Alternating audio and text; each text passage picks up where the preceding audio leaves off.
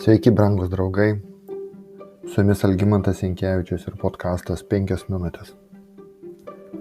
Mesopotamijoje, kuri yra dabartinėme Irake, gyvenama nuo senų senovės. Ten daugiau nei prieš 4000 metų susikūrė pirmoji karalystė, kuri aprašyta pradžios 10 skyriuje 10 eilutėje – Nimrodo karalystė. Taigi Babilonas, buvęs pagrindinis Nimrodo miestas, buvo vienas seniausių miestų po įvykusio tvano. Valdant galingiausiam Chaldėjų karalystės karaliui Nebukadnecarui, ši žemė jau priklausė Šumerams, ten jie gyveno, Akadams, Elamitams, Amoritams, Huritams ir kitoms tautoms. Natūralu, kad Nebukadnecaras, apmąstydamas apie Babilono praeitį, galvojo ir apie savo ateitį ir šalies ateitį. Kas jo laukia imperijos jo tolimesnio valdymo metu, ar net po jo valdymo?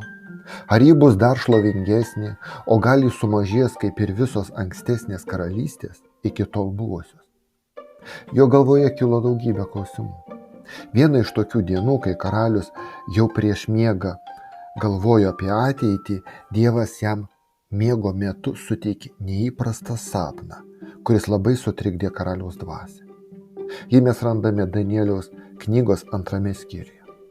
Tačiau pabudęs jis visiškai pamiršo patį sapną. Jis tik prisiminė, kad matė kažką labai svarbaus. Užmarštis buvo dieviškojo plano dalis, nes Dievas norėjo ne tik parodyti ateitį pagonių karaliui, bet ir pasirūpinti tinkamų ir teisingų sapno aiškinimu. Jei karalius pasakotų savo sapną savo būrėjams, aiškiaregiams, jie suprastų, ką pasakyti karaliui ir kaip interpretuoti sapną iš savo perspektyvos, tuo pačiu atindami karaliui galimybę sužinoti tikrąją sapno reikšmę ir tiesą. Nebukadnecaras kreipėsi į savo būrėjus ir išminčius su neįprastu prašymu. Pasakykite man, ką sapnavau, o tada paaiškinkite sapną. Natūralu, kad niekas nieko negalėjo pasakyti. Ir Danieliaus 2 skyrius sako, dėl to karalius tiek įtūžo, kad įsakė išžudyti visus Babilono išminčius. Šis įsakymas galiojo ir Danieliui, ir jo draugams. Kai Danielius sužinojo, kodėl karaliui kilo tokia mintis, tokiam baisiam įsakymui, jis pats išdrįso eiti pas karalių ir nuėjęs maldavo duoti jam šiek tiek laiko atskleisti šią paslaptį. Ir toliau Danieliaus 2 skyriuje nuo 17 eilutėje mes randame tokį tekstą. Tuomet Danielis parėjo namo, paaiškino dalyką savo draugams Hananijui, Mišaeliui ir Azarijui. Ir įsakė jiems maldauti dangaus Dievo pasigailėjimą, kad dėl šios paslapties nežūtų Danielius ir jo draugai draugė su kitais Babilono išminčiais. Paslaptis buvo apreikšta Danieliui nakties regėjimą ir Danielius šlovino dangaus Dievą. Danielius sapnavo tą patį sapną kaip Nebukadnecaras, o ryte jis skubėjo pas karalių ir priminė jam jo sapną. Tu, o karaliau, matei regėjime. Štai prieš akis didelė statula. Ši statula buvo milžiniška, nepaprasto spindesio. Jis stovėjo prieš tave ir jos išvaizda kėlė baimę. Tos statulos galva buvo gryno aukso, jos krūtinėje rankos sidabro, jos pilvas iš šlaunies žalvario, jos kojos geležies, o jos pėdos iš dalies geležies ir iš dalies molio. Tau bežiūrint buvo atkirstas nuo kalno akmuo, ne žmogaus rankomis, jis trenkė į statulos geležinės ir molinės pėdas ir jas sutalpino į šipulius. Tuomet geležis, molis, žalvaris, sidabras ir auksas, viskas iš karto subyrėjo į šipulius ir tapo lyg pelai vasarą klojimuose. Vėjas juos nupūtė, nepalikdamas nė pėdsakų, bet akmuo, trenkęs į statulą, virto dideliu kalnu ir pripildė visą žemę.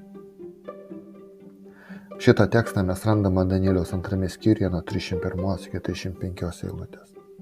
Nuostabi istorija, nuostabus regėjimas. Karalius galėjo išgirdęs pasakyti, tikrai, tai tas sapnas. Prisiminiau viską dabar. Nelaukdamas, kol karalius pasikvies kitus išminčius aiškintis, Danielius paaiškino sapną. Jis gana autoritetingai pareiškė, karalystė keis karalystę kol. Anų karalių dienomis dangaus Dievas įkurs karalystę, kuri niekada nebus sunaikinta. Ši karalystė nebus perduota kitai tautai. Jis sutripins iš šipulius visas anas karalystės ir padarys jums galą, o pati tvers amžinai. Auksinė galva nuspėjamai reiškia Babiloną. Sidabrinė dalis Medo Persijos karalystė.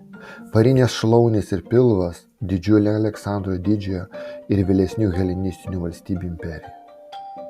Geležis reiškia Romą, o iš dalies geležinės ir iš dalies molinės kojos šalis susiformavusias ant Romos imperijos fragmentų, kurios vienokiu ar kitokiu pavidalu egzistuoja ir šiandieną. Ir tai mums patvirtina istorija.